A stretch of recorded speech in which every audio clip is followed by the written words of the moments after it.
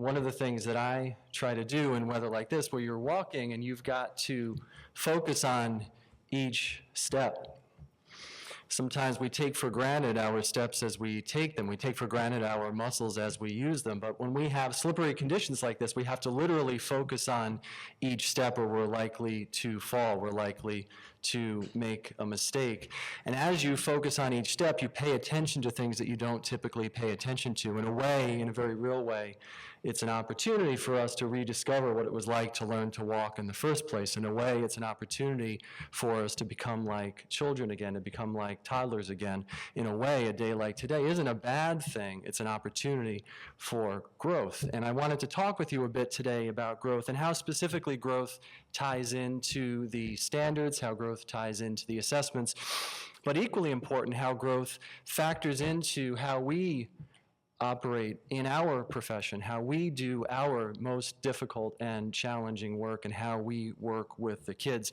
One of the things that people spend a lot of time talking about is the developmental appropriateness of the standards. And I try really hard to listen to people when they come out with a concern or a question or a comment and those kinds of things. But I get very concerned when we start to question the developmental appropriateness of these standards, or in general, any standards, because I get very worried. People will throw out some names and some comments about how these standards are just too difficult, and people will use the name Piaget in vain around these kinds of conversations.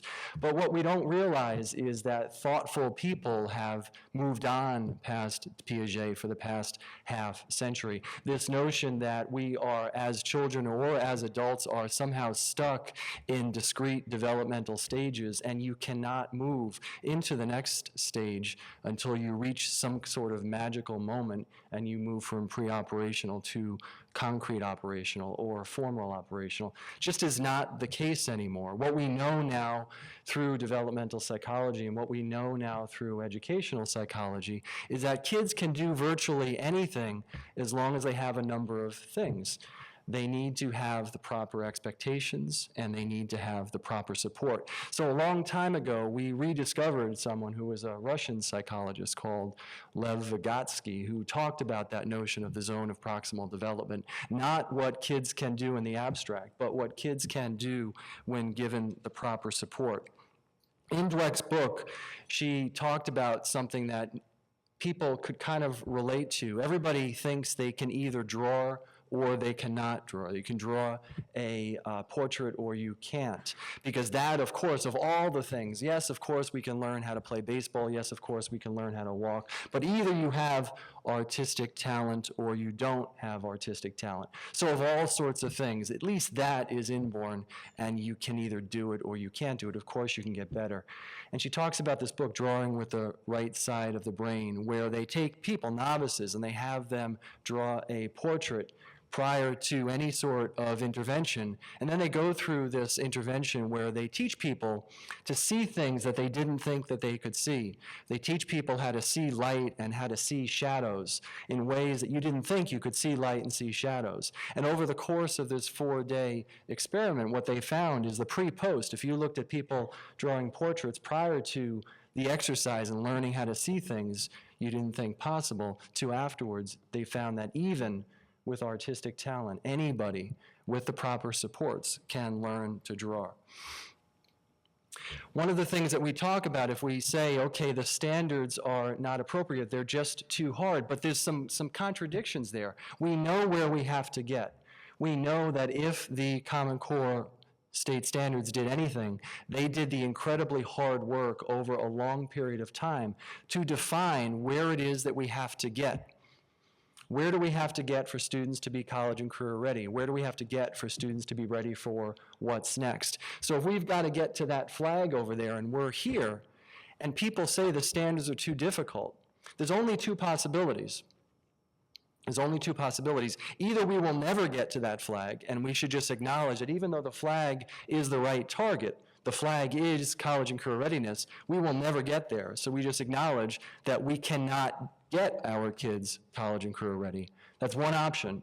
if the standards are inappropriate, if the standards are too difficult. The other option is this notion of what I call a balloon loan, where you've got a $12,000 loan that you've got to pay off over 12 years, $1,000 per year. Well, if the loan is too difficult to pay off in the first year, fine, you skip your first $1,000 payment, but then you have $12,000 to pay off in 11 years. If the loan is too difficult to pay off in year 2, then of course you skip, and you can keep skipping, you can keep putting off the hard work, you can keep building that balloon loan, which we all know what happened with those balloon loans in 2008, 2009. But all you're doing is you're deferring the tough work around instruction and learning farther and farther along. You're deferring it from elementary school to middle school to high school. And eventually, you'll have that balloon loan payment, but everybody knows that when you've got that balloon loan payment, it's not possible. So then you give up, and then you have thousands and thousands of students who were let down. So neither of those options is an option. You can't say that the flag is unattainable because we know it's attainable and we know we have to get there. And we can't say that we'll just put off the moment of learning about those difficult things. We know we have to do the work all the way around. People then say that the assessments are inappropriate because assessments are too difficult. But your view on assessments is likely driven by your perspective on growth. Dweck talks about this notion of an opportunity for judgment of internal abilities versus an opportunity for feedback just being something that you can learn from and you can get better with and you can move forward with. So if you view assessment as an opportunity for judgment of innate abilities, and of course everybody wants to protect themselves, understandably, about judgment, about their unchangeable innate abilities, then of course that view of assessment will force us to think about assessments fostering failure, cheating, bullying, blame, a deflection of any kind of feedback. And people who focus on those kinds of things, they tend to give up when things get difficult, again, because they have to kind of protect themselves from this notion of feedback that might judge their innate abilities. So you get things like people not taking chances, not pushing themselves, not persisting. And I'm sure that you've all worked with students and even parents and even colleagues who demonstrate these kinds of things. And one of the surest things is if you see people blaming others, then it's likely that that is a person who does not view feedback as an opportunity to grow, but is worried about feedback as a judgment of fixed, unchangeable qualities. So therefore, blame serves a function to protect oneself from that judgment. It's not my fault, it is their fault. The other side of it, of course, is assessments or anything else is an opportunity for feedback. Then you get those kinds of things like students who do not shy from taking chances, students who do not shy from persistence, students who do not say, give me the easiest task, but those who say, that was really hard, let me try harder. Or, that was stupid, I couldn't figure it out, but I'm going to keep trying until I'm able to figure it out. John Burroughs, who was a naturalist in the early 19th century, said a man can fail, yes, gender language, a man can fail many times, but he isn't a failure until he begins to blame somebody else. Again, we can fail many times. I have a personal kind of philosophy about failing forward. It's not about failing or not failing, it's are you failing forward or are you failing backwards or not moving? So you can fail, that's not a bad thing, but you're a failure, or as close as you can get to a failure when you start to blame others. And the same holds for students as well as for adults. So there's been a lot of talk about stress, and I came into education as a school psychologist and worked through as an assistant principal, the principal, and so on. So if anyone says that a student is getting so stressed and upset that they are vomiting on their test paper, and they're calling those unfeeling state bureaucrats and they're being told to bag the vomit and send it on in to the state education department. Those things make me cringe just like they make anyone else cringe. But we really have to stop and think about if kids are getting that stressed, does that mean we stop challenging them, or does that mean we change the framework? Does that mean we change the mindset? Does that mean we change the messages around that which they are getting stressed? So I talked before about fear of judgment, about innate unchangeable abilities. One of the things that creates this, and Ken Slent spoke about this yesterday, is praise, or more specifically, praise that praises the wrong thing. We are very, very, very good and have been doing this for a long time about praising children. You could direct talks about this generation of kids as being the overpraised generation. It's not that praise is a bad thing, it's that what are we praising? If we're praising fixed innate abilities, I just caught myself this morning. I was talking with my wife and I just said to her something I say all the time, oh, you're very smart about this or something like that. And then I caught myself, I just realized that I was doing it. So someone who's been thinking about this literally over the past couple of days, I did it just this morning. But if you praise those innate abilities, then what you're doing is you're creating that very dynamic where the student, the child, becomes so focused on preserving that which they were praised for, and then they get a fear of judgment. So we want to think very closely and carefully, and it sneaks into our everyday interactions. Use of language, praising the effort, not the innate ability. That way you can increase the student's ability to persist, to seek out challenge, to view challenge as an opportunity for growth, not an opportunity for giving up, being able to persist, and so on. So we don't just want to judge, we want to teach, and most importantly, we want to support. Because if you view it as support, we teach all day, every day, even when we're not in front of students. I was never a classroom teacher, but I've been a teacher all of my life, and I've been a learner all of my life who tries very hard to grow. We don't want to say things like you are. Sometimes it's easy just to have a stem. We don't want to say you are. We want to move to you do. You do this. It's not that you are smart, it's that you persist when you take on challenging activities. That's great. You look for feedback and you learn from your feedback. That's great. When you get confused, you ask questions. It's not that you are smart or you aren't smart. We don't want to get caught in that binary trap. It's that you do this and you don't, and that is a good thing, and that helps you grow and move forward. So the question for all of us as we move through these types of events, and most importantly, as we go back to our classrooms and our communities, and we have opportunities, again, focusing on language, the 1,000 different times where we have an opportunity to shift from that judgment perspective to a feedback and growth perspective, we have to ask ourselves, can we do it? Do we want to do it first, and then can we do it? Move from judgment to growth.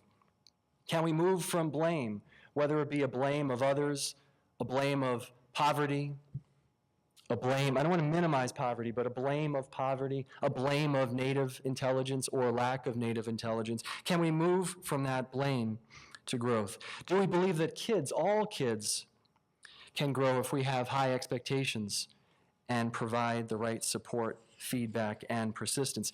Do we believe that everyone can learn to draw a portrait?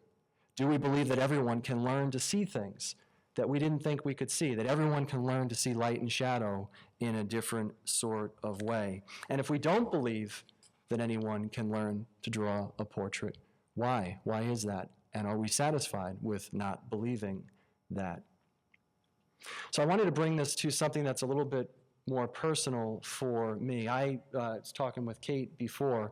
I try very hard to, I practice yoga in the morning, and I try very hard to learn how to meditate. And it's been a struggle for me for 30 years or so.